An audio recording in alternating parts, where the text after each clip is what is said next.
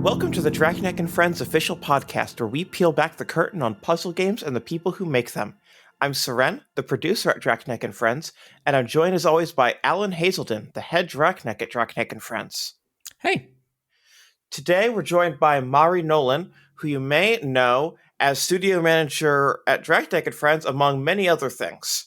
How are you doing today? I'm good. How are you guys? Good. Doing good. So do you want to give a quick rundown of who you are and what you do? Because you do quite a lot. I do a little bit too much, if you ask me. But yeah, no, I'll go from the top. So, Syrenne said, my name's Mairi Nolan. I am a freelance puzzle game designer. I usually work in tabletop games and escape rooms, but more recently, a little bit more video games as well.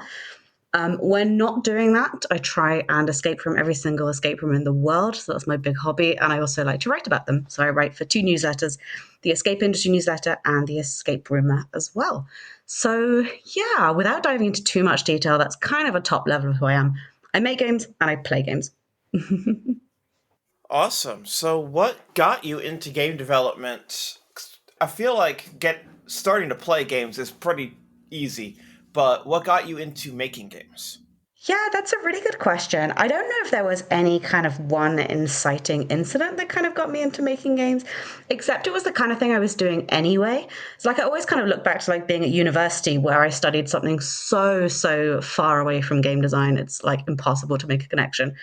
And I was doing things like Murder Mystery Society, and we had like Assassin Club and stuff like that. And from that, I would like spin off my own like side quests and like side plots and stories to like run with friends who were in those kinds of things. And the whole time I was doing that, I was like, oh, this is so much fun. But I'm not a game designer. Like, I don't know, imposter syndrome or whatever. But I never really thought to actually call myself a game designer until much later in my quote unquote career, when I was doing marketing and sales for an escape room company. And one day I just like piped up in a meeting and I was like, hey, what if we did like an at-home version of this so that as a marketing activity, people can play the escape room and then take home a version of like what happens after the escape room. And they were like, yeah, that sounds great. Go and do it. And I was like, oh, okay. So I went away and did it. And I kind of guessed from there, that was the first time that I'd actually done something professional, again, air quotes, as a game designer. And yeah, that was kind of like a physical print production game. So a little bit different from the kind of stuff I do these days. But I guess technically that was my first game I made that I was actually paid for. And I started calling myself a game designer after that, if that kind of answers the question a little bit. It's a very roundabout way. It's really hard to like kind of inspire the next generation of game designers by saying, oh, I just kind of fell into it in a meeting one day. But yeah, that's the truth. I mean, my story of how I got into this was also basically not replicable in any way, so I totally get that. Oh, yeah. I mean, who in the world has a job that they feel like they could explain to other people how to get? That's a very good point. Like, barely anyone making indie games profitably. Yeah, I was going to say, in this industry now, I feel like there's a pretty straight roadmap to, like, be a teacher. Sure. Yeah. Like, if you're talking Sure, if you want, about like, a respectable job. just, like, jobs in the world, like, yeah, there's plenty of jobs. Or like a really high-tech job, like surgery or like something like that you really have to train for, right? Exactly. But, like, yeah, no, I didn't go to school for this. I went to school for public relations. How's that working out? Yeah, I proofread press releases for Alan sometimes. I love it. That's PR-ish. So, digging into puzzle games specifically, what excites you the most about them? Ooh, that's a really good question. For me, puzzle games are kind of like environments that are like controlled in a way that I don't necessarily know that I can say that about many other games. Like in a puzzle game, there is a clear right answer. Maybe there's multiple right answers, but there's a right answer and there's a wrong answer. And there's like steps to take to get to the right answer. And I love that kind of like deductive aha moment, like going through those steps, trying things, like rolling back, seeing what works and what doesn't work. And I also love making that for other people as well, like seeing them plot out that like critical path and like whether they go on it and how do they solve a certain situation.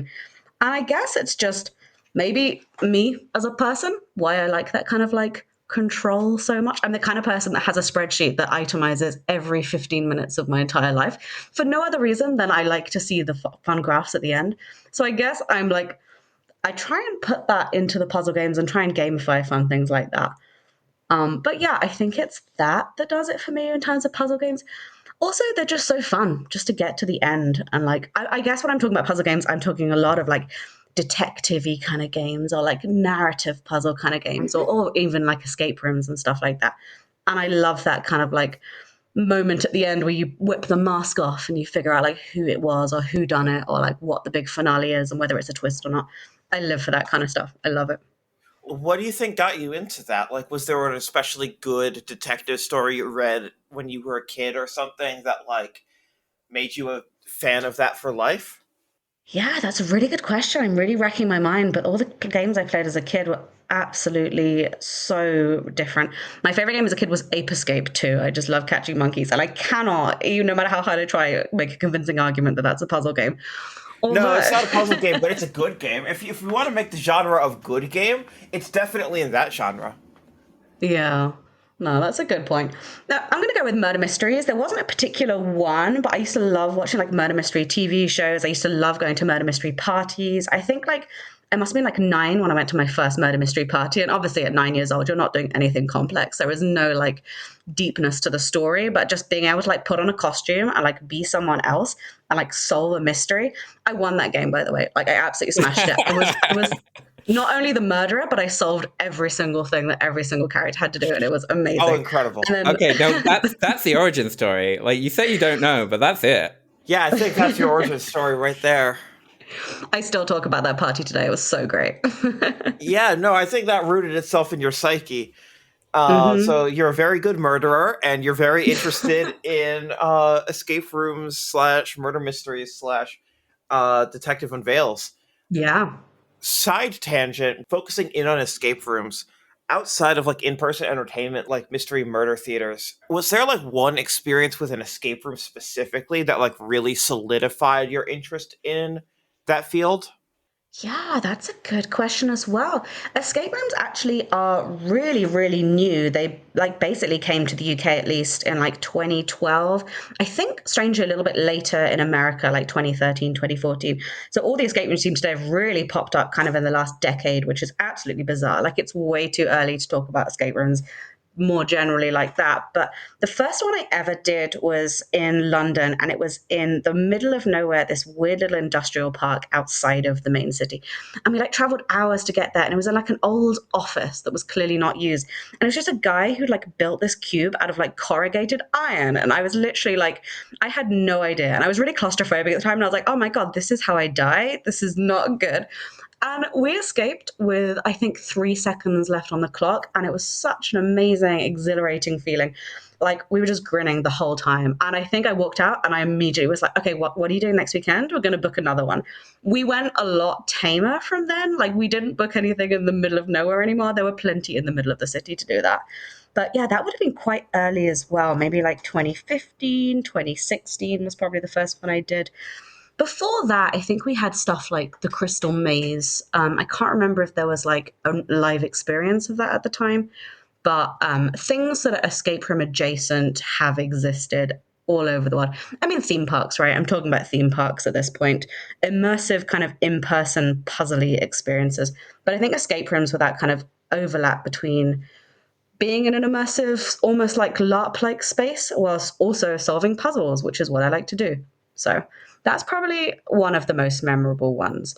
More recently, I've been to some very good ones, though. There's this list called the Terpeka list, and it's the top escape room project. And they basically rank all of the escape rooms in the world. And you can only actually rank it if you've played over 200.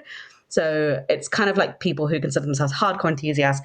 And right now I'm trying to work my way down that list. So I guess like the last maybe 15 I've played were on the list, and they were amazing. It's like impossible to talk about them all. They're just like, imagine like the most incredible like set design, like enormous like environments, like taking 2 or 3 hours long. Like they're just wild. They're mostly international though. We don't get too many Topeka runs in the UK, unfortunately. So I have to travel a lot for them. You have to. I have to, unfortunately, unless people want to make some nearer my home. Yeah, I was in Switzerland last week and we did 2 Tepeka rooms. And then the week before that, I was in France and we did a Tepeka room. And then before that, we went to Barcelona and went to Austria just to do Tepeka rooms. I think my friends and my partner are getting a little bit sick of it. And that, like, I plan a holiday and then the follow up is like, are we just going for escape rooms? And I'm like, maybe there's an escape room there. Just incredible. Uh, if you ever travel, like when you travel to another country, is that list something that you consult? Like if you need to go for work, like if Draknek sends you somewhere for an event, is Yes, that a list that you consult of like, well, can I extend my stay by one day and do that is a exactly. incredible. Love that for you. when when we were down in Brighton earlier this year, unfortunately, we did do a few rooms. They weren't Tepeka rooms, but they were like the best ones in the country. And I think Alan got strong armed into playing those with me as well, which was great fun. I like I them was both. not that reluctant. I was very happy to play some escape rooms, but I felt I like I mean, scaled it back. I could have gone for more. yeah, left to my own devices, we would have done like one, and like if you'd had your way, you would have done like four in like the 3 days. At least. Yeah. They were good, though. They were really good. So, and then you're also studio manager here at Draknek and Friends. I am. Yes. Thank you for having me. Recently, just over 6 months. Yeah, Yeah. which means that I get the pleasure of talking to you most days, but obviously with the rest of the company here it's probably weird, but like do you want to talk about that experience and like what that's been like to go into a puzzle developer and puzzle publisher from the outside moving in? Have we disappointed you in any way? Have we lived up to your expectations? Yeah, that's the framing.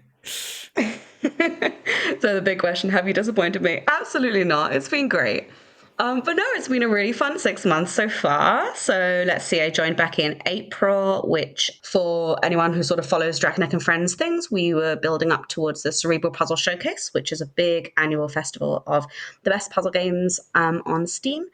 So a lot of my first few months were focused around getting that set up and stuff. And then after that, we've kind of been, well, my role at least has been focused a lot on things like some of the initiatives we're doing, like the Draknek New Voices Puzzle Grant, which is, I guess, soon to be announced, depending on when this podcast episode airs. We might announce the winners.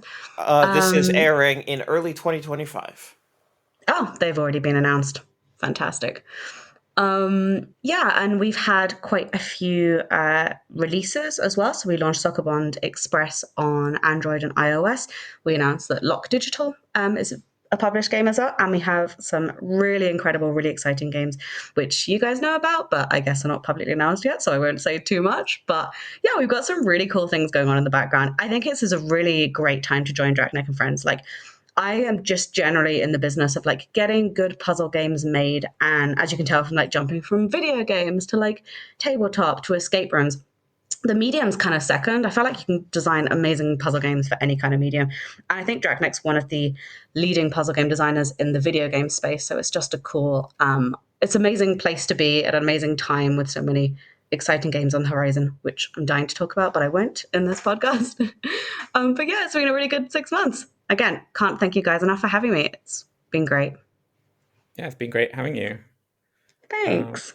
Do you think there's anything about working at Draknek that like isn't what people might expect or wasn't what you expected? Like anything that like might be interesting for people to hear about?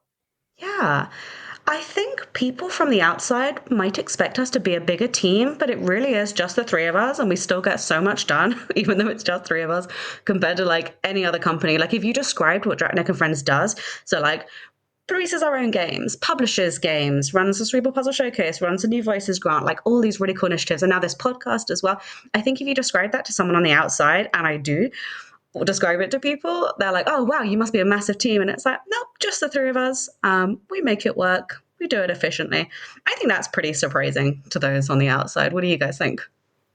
Yeah, definitely. And to be clear, the games that we make ourselves like have bigger development teams. It's not the three of us making all the assets and all the puzzles and everything for every game. That's true. That would be a lot. What about you, Syrenne? I mean, what about me in terms of like it seems like more people do this, or Oh no, does like does Draknek live up to my expectations? well, I kind of meant just like, what do you think people would be surprised by? I think people would be surprised by how off the cuff a lot of big decisions get made. Mm. By Alan has an idea, and if we have the bandwidth to do it, we pretty much do it. Like, I love that though. It's great. that it's not like there's not really a board of external stakeholders, right? Like, we don't need to sit there and like really make P&L statements, profit and loss statements for every decision because like I don't know, Draknek New Voices Puzzle Grant isn't profitable. That's not the point. Like we make a lot of decisions for the space and for the industry and like there isn't some conniving back end document where we've like calculated the goodwill value that we get from X and so like I don't know. I think it just might be maybe not for in the indie space, but I know that a lot of people who don't think about video games in like an indie versus AAA versus small team type situation or like mindset who just think about games just keep hearing stories about the big companies and so some of that stuff might surprise them. Yeah, that makes sense. I think some things are just more important than profit at the end of the day, like running stuff like the New Voices grant. Super invaluable to the puzzle game industry. We've seen so many lovely messages from people who've applied and like thanking us for running it this year. It's been great. Absolutely. Alan, I've been dominating this conversation. You got to jump in. Yeah, I mean, I don't know. Do we want to do more about Draknek? Like, oh, what do you actually do day to day? Or So, what would you Yeah. say you do around here? That's a good question. This feels like a job interview, but I will. No, I'll answer honestly. So I work part time. So I do like 18 hours a week. Some days are busier, some days are quieter. We have various different inboxes. So we get a lot of different messages about a lot of different things throughout the day. I am sort of managing the portfolio of games we already have, both the ones we've already released and the ones that we published in terms of like applying for various festivals and grants and managing things like tax relief at the moment. I'm not necessarily directly involved in the day to day of like the actual games we are currently working on. As you said before, we kind of have a team built around that. And as studio manager, I can be fairly hands off because you guys have it all under control. But yeah, things like that. And obviously, different times of year, it ramps up to be busier in certain ways. So when we are building up towards things like the Cerebral Puzzle Showcase, which I was thinking about this morning actually, because it is coming up quite soon. But when we're doing things like that, kind of setting that up, getting that organized, writing out, like getting the press out for that, getting the socials out for that, like writing all the emails around things like that. Obviously, we only really do sort of emails, press, social when we have big things to talk about, and that's sometimes of year over other times of year. Um, but yeah, it's very varied. I would say no 2 days look the same. It really depends on the kind of things we have going on and where those projects are at different stages. Whether they're very, very early, just talking about ideas versus like, we're about to ship a thing. Here's the thing kind of thing. But yeah, studio manager role, very, very varied. It depends what you guys need me to do. Sometimes my job is just being on a call with Alan, making sure Alan's doing his work, which is great as well. Like I enjoy that. Lets me do my work in the background. But yeah, that's my day to day, I reckon. What about you guys? I mean, yeah, variety is really the watchwords. Yeah, it's the spice of life around here. Which I don't know. It's part of the reason that you're so invaluable is just because like just keeping all the plates spinning itself feels like a full-time job, and so like just making the time to like do level design work or to get hands-on with one of the developers we're working with to like help them fix problems is just like left to my own devices. It's like, oh well, like I'm spending all my time just like making everything happen and like not actually getting anything, or like keeping everything going without feeling like I've done anything. So yeah, it's a tough balance. Yes. And then I don't know. I do a lot of the game-centric stuff. I'm not making assets, but I do like. Well, this is hard to talk about if we're not specifying the game that like the projects we're working on internally. But like, for example, for Lock Digital, like this is like me working with the dev team, making sure they have everything they need, making sure that like we are on trajectory and on timeline for finishing the game on deadline, on time, on budget, on the platforms, and that they have the resources that they need. This is like overseeing functions like localization as like a publisher function. So it's a lot of that from the production side of things.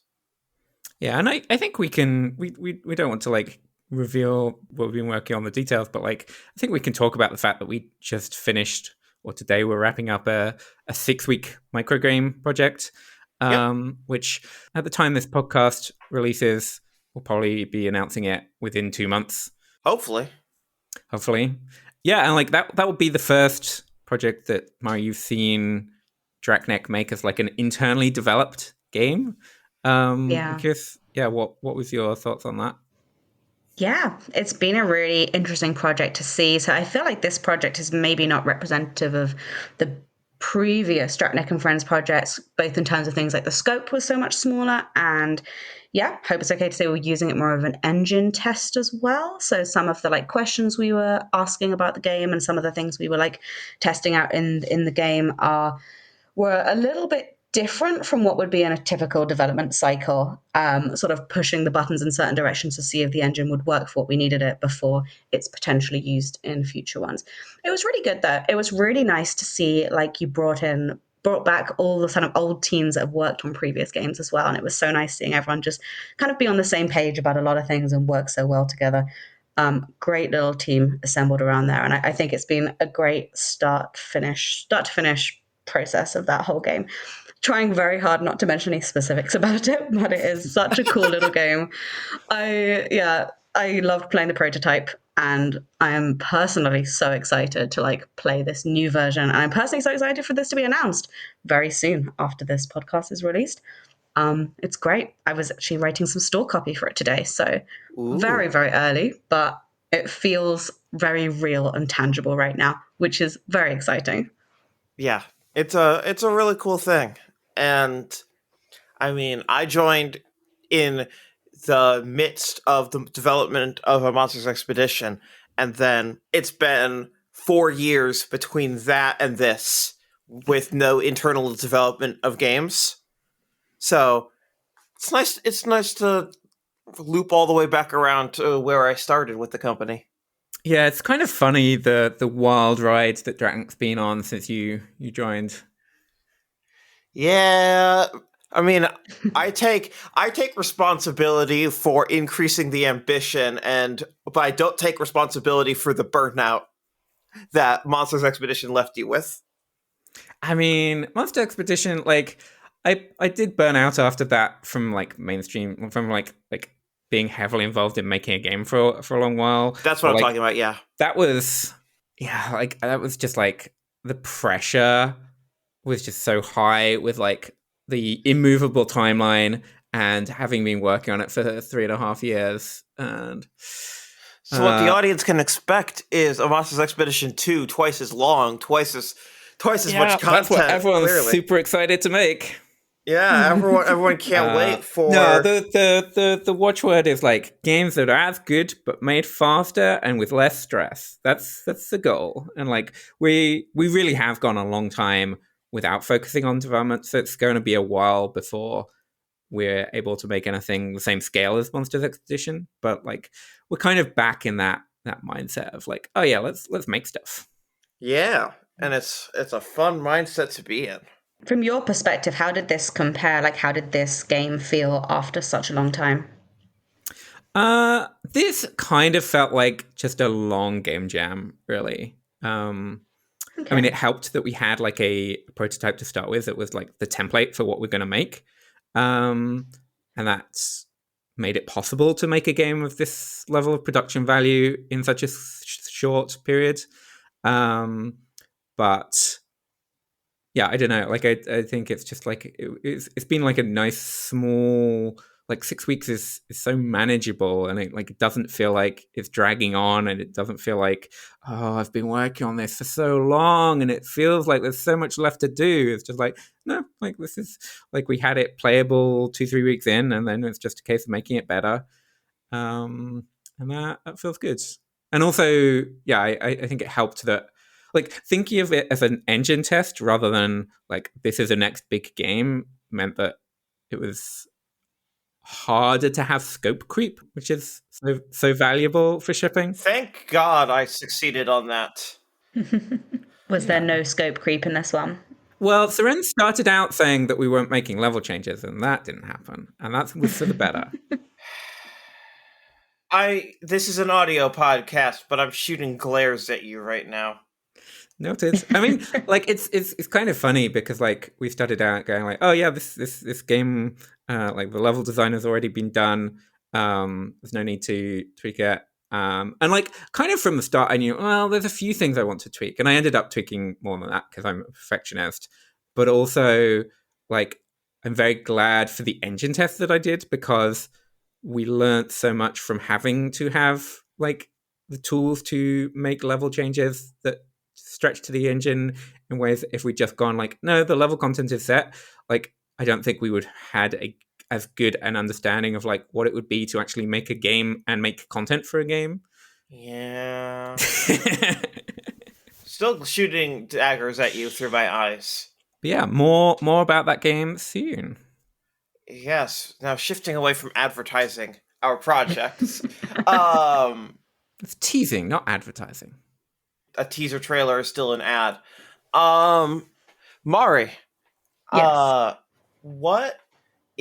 So you've not just worked with us, of course, you've worked on a variety of projects. Do you have a favorite stage of a project? Like, do you get especially excited for like the blue sky era of ideation and like green pastures, or do you get most excited when it's all coming together, or like first play? Like, what part like really excites you the most? I would love to reply and just say the end when it's finished and I'm off the project and I can just hold it in my hands and be like, look, I made a thing, and then not worry about it again. But that's a cop-out answer. That's a good question, though. I really like getting into the nitty-gritty of puzzle design and like designing an actual puzzle and sort of tweaking the very small little variables to get it to work. So I would say the stage I like is after the ideation. It's when we're kind of doing that first pass at puzzles and sort of getting it right and sort of slotting puzzles in to get the difficulty curve just quite right and kind of tweaking and pulling back. And I really like that because I like to be in the weeds of that kind of thing. The bit I like the least is then when you send those off and get feedback and everyone's like, this is terrible, it doesn't work. That's my least favorite part. So it goes the puzzle creation and then the end when it's done as the second bit. The blue sky bit at the beginning is really fun, but hard to lose sight of what am I trying to say? Basically, I when I think about game design, I do think like board game tabletop first, and the ideation phase is great, but a lot of people are like, let's have this, let's have this, let's have this. And like I've spent most of my career thinking about like the bill of materials, like how can this fit into a box? How heavy is this? Like I've got a lot of contacts with factories and I can like tell you off the top of my head like exactly how expensive materials are. And someone will say like, oh, I saw this in a tabletop game, like, I don't know, thermochromic paper where you sort of heat it up in your hand and then it reveals something. Oh my God, so expensive. Like it has to be worth it to put it in a game. Like drives me wild to think about it. So I feel like in a lot of those meetings, I'm the one in the corner like, we can't do this. We can't do this. It's too expensive. We can't do this. They'll never get sign off for this. So as fun as that is, I prefer designing once I have my constraints. And yeah, I'm thinking about it in terms of like the actual sort of projects I'm working on at the moment, the ones I've sort of recently finished. And yeah, the funnest parts in the project for me is when I'm sitting in front of a spreadsheet or I'm sitting in front of like a stack of paper and I'm just like folding and I'm just like making things and I'm sliding things around my screen to get them to sort of work and slot into place. I think that's a really fun moment. Yeah, sometimes when I finish a project as well, it's like, it's good. And then you're like, oh, I just want to like do it all over again and like immediately start doing the part 2 of it. But yeah, Yeah, I don't know if you guys agree, and maybe this is more of a question for Alan, like, because you design it, you do a lot of game jams and you do a lot of puzzle design. Would you agree that's like one of your favorite parts as well, or would you say something different?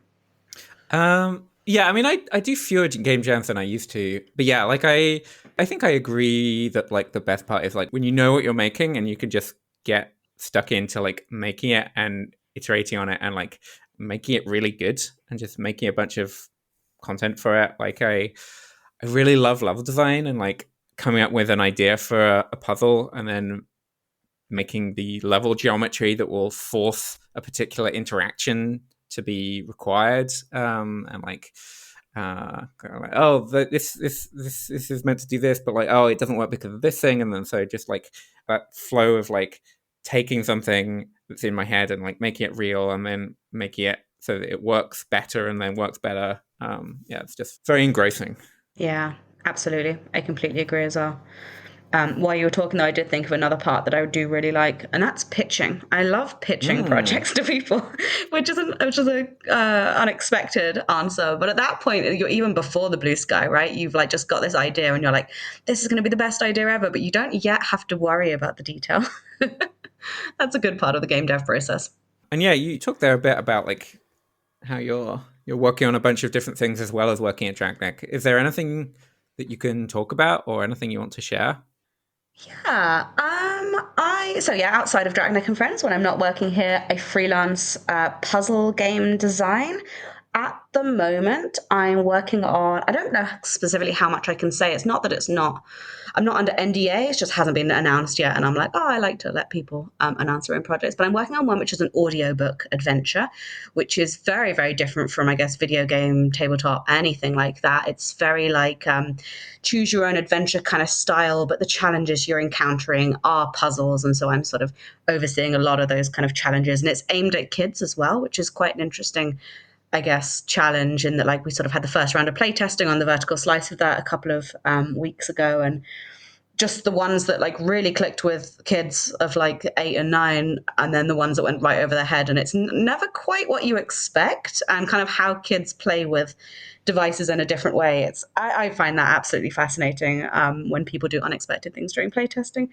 So I'm working on that. And then the other one I'm working on, which I am pretty sure I can announce, is a video game called Wax Heads. So I'm doing the puzzle design of that. And that's kind of like a indie, cozy, slice of life record shop simulator. I say puzzle design, it's very much like the interactions you get with customers. Like, customers come in, you have to figure out what to recommend them, which records to recommend them.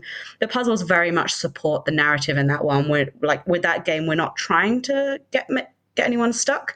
Like, it's very much like there's a correct answer, and then there's multiple layers of other sort of close enough answers. And so that's another nice challenge from a game design point of view. It's like, that's an example where there isn't 100% like perfect way through it. We want to get every player through it in their own way. And so that's a cool thing to play around with. The only other project I'm working on in the background, which is very off at the moment, is a pure tabletop game. And it is a murder mystery detective-y kind of game, which is not slated to go into big production until early next year. I say this year because this comes out in January, until a little bit later in this year, like February. But that's going to be a kind of 90s offline Goonies-esque, Stranger Things-esque adventure following this group of kids that kind of discover an old artifact. And so with that one, I've got the first part of the game design document, but that's going to come into play later on. And now that's a really fun stage to be in, because I don't need to think about it for a long time, but every time I spot something like 90s aesthetic or like a weird website, I'm like bookmarking that for later on. Like, we're going to turn this into a puzzle. And that's really fun. That'll be all paper based. So that'll all be, you'll get like a book bag, and it'll be full of like worksheets and little trinkets and like little sort of links to things. And that should be quite a fun project. So yeah, those are my 3 projects I'm working on outside of Draknek and Friends at the moment. Very varied. It's safe to say that when I'm not working at Draknek and Friends, my days are not the same. Every single day I'm doing a different thing, working at a different stage, working in a totally different platform. Like, even this week so far, I've been working in like Photoshop, Blender, and Aseprite for different projects. And then also like how I'm exporting and talking to loads of different teams across different time zones at different times. It's manageable, but varied. Like, a lot of context switching 24/7, if that makes sense. Yeah, I mean, we kind of touched on this earlier, but I get the vibe that like you really enjoy the variety. I Like do. not like do you think it's that you'd get bored doing the same thing, or is it that you like stretching yourself, or like where does that passion for like constantly doing so many different things come from? Yeah, I think you hit the nail on the head the first time. I think I do get bored very easily. I like the new challenge. Like, I love to be, the moment I feel like I get something and I feel complacent about it, like, I no longer want to do it kind of thing. I want like a brand new, fresh challenge every single day. I want every day to be exciting, unique. Um, yeah, I tend to take on projects that I'm like, I think I can do this 75%, and I really want to learn that last 25%. And that's what makes it like interesting to me. So, like I even said before, A Sprite. I've never done pixel editing before in my life, and now I'm like working on a project that is very pixel heavy, and I love it because I got to learn so much in like a short amount of time. So I think that's what it is for me. I like to learn new skills very quickly, and once I've mastered them, I'm bored of it. If that makes sense. Do you feel like you've not yet mastered escape room design and like that kind of like that you yeah do you feel like you haven't mastered the design of the games that the type of games you work on? Definitely not. I can always spot flaws in my own game design, and I'm like, I've got to improve that next time. I've got to do this in a different way and whole new challenges. Yeah, definitely a long way off mastering. Actually, I feel like when you mentioned escape room design, I think designing escape rooms is maybe my weakest type of design because I'm like, it's difficult to kind of visualize something 3D until you're standing in the space. So a lot of work that goes into escape room design behind the scenes is very theoretical until you actually hold the machine. But once you hold the machine in your hands, it's too late because it's been developed already. Like, you can't really go in and tinker too much with a Right. prop at that point. Iteration is very expensive with a physical Yeah, escape room. so much. So, gosh, I feel like that's the one that I want to work on the most. I'm not quite at the stage where I'm like, I want to open an escape room, but I very much like to do that kind of stuff, and so much more to learn. Is there anything else that we want to go over? I would love to go back to something you said right at the start, which is you mentioned the Assassin's Club, because I also was part of the Assassin's Club at my university, just for 1 year. But I had a lot of fun. So yeah, I just wanted to hear about your experience with that. Any good stories? Ooh, I loved my Assassin's Club. It was so much fun. I joined in like my first year, and I just stayed through all the way to the third year. What? That's a good question. We So just give the an overview of how they work. Yeah, sure thing. So how they worked within my university might be different. So please tune in if yours differed. But basically, the Assassin's Club was like we were in factions. There were 4 different factions, and you worked for your faction, and you could do different things. But essentially, you had a target that you had to get, and you could essentially assassinate them by going up to them and sort of tapping them on the shoulder or whatever it was at any time throughout the time limit. And you didn't necessarily know who they were to begin with. Like, you'd be given a name, and you had to basically tap them on the shoulder. By the end of the game, obviously, you did know everyone, because once you tap someone on the shoulder, you would get another name, and they'd have to repeat and do something else. In ours, they did get a little bit more like, they were a little bit more narrative in that, like, the factions. I basically, at this point, I studied international relations, and everyone I was with was studying some kind of geopolitical economics, something like that. It was my university. That's what the whole thing was about. But yeah, we had like whole narratives that would like go through the whole like year. Like, different things would happen, and like factions would merge together, and it would be points based, and the points would translate to like events that would happen. So yeah, that's kind of how we ran it. Was yours kind of similar? Oh, mine was way more streamlined. There were no Yeah. factions. It was just like, here, like it's running for this 2 week period. You'll get at target. It's same target structure. Like, you just get a name and no other information, and you'd have to just figure Mm. out who they are and what they look like from that. But yeah, no narratives, no factions. Just the bare bones of, Ah. hey, you've got a target. Like, you've got a target that you're trying to track down and find and tap or shoot with a water pistol. But obviously, the implied structure of this that maybe you didn't focus on with your description is that obviously at the same time somebody is coming for you. Oh yeah. Um, and so there's just like a level of tension and paranoia of like knowing that at any time, like somebody could be creeping up behind you, or like, oh, like you have this lecture, like this lecture is like a core part of your course, so like anybody who's figured out what course you're doing is going to know that you're meant to go to this lecture. So like, is that something you want to be like more careful about? Like, do you want to like sneak in at the last moment, or do you want to scope it out in advance? And like, that side of like thinking, actually, and yeah, like you mentioned that you kind of get to know the regulars, and like the really hardcore players. Yeah. Actually, I mostly did it just for the first year of my university, and then I kind of uh, didn't have so much energy after that. But Yeah. in the third term of that first year, I actually got my hair cut. Like I had fairly long hair, and like I cut it just at the start of a game to try and throw people off who might have seen me earlier in the year. Brilliant. So good. So smart. I did the same, but with my hair color. I have blue hair for people listening at home. But back then, I changed my hair color very regularly. So it's not that noticeable from behind. But yeah, ours was similar, especially with the Someone After You, but we definitely did it like, how can I describe it? Like you got like a bracelet which was your faction, but you could leave your faction if you wanted to. You could be convinced to join another faction. Like there were all kind of levels like that. And like we did for one particular campaign, we had like other objectives as well, which was like to convince people to join certain thing, or like spying, for example. Like it got probably needlessly complex, but it was great fun. Needlessly complex, and I was involved in the game design, so I have to take responsibility for that. But I thought it was great fun. It was absolutely fantastic. Yeah, I never won, but I got assassinated a lot. Maybe the colourful hair actually did not work to my advantage, but it was fun while it lasted. Yeah, I miss it. I'd love to do a short version of that today, like just design like a one-shot evening kind of thing over a large space. That would be great fun. Yeah, I mean the way it happens at universities, it kind of can only happen at universities. Of like, oh, this is weeks long, and like Yeah. there's people around, but like only a certain number of people are going to be playing. But like that structure like doesn't work in any other context.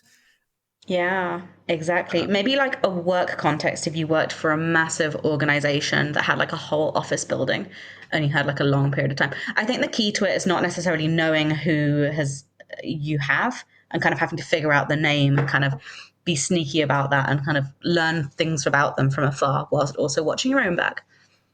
Actually, now that I think about it, it would be really fun to do at a conference. Like it'd be very silly because like it would be like this distraction, like it would make it harder to actually like focus on like attending a conference and like get out of a conference what you'd normally be there for.